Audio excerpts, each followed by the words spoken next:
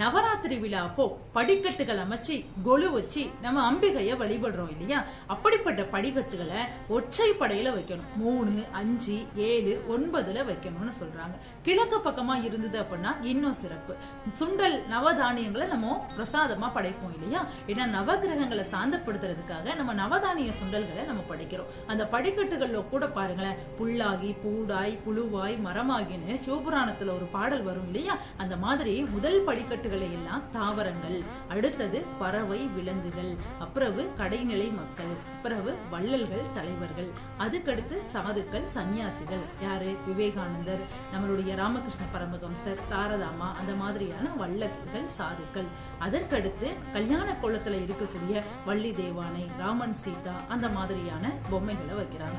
அதற்கடுத்து நம்மளுடைய அவதாரங்கள், அஷ்டலட்சுமிகள், தசாவதாரம் அப்படிங்கிற அந்த மாதிரியான பொம்மைகள். அதற்கடுத்து சிவபெருமான், பிரம்மா, விஷ்ணு அப்படிங்கிற அம்பிகை அப்படிங்கிற தெய்வங்களை எல்லாம் வைத்து நம்ம படிப்படியா பூஜை செய்யக்கூடிய நிலையை உணர்த்துறது தான் இந்த படிக்கட்டுகள் அமைத்தல். நன்றி, வணக்கம்.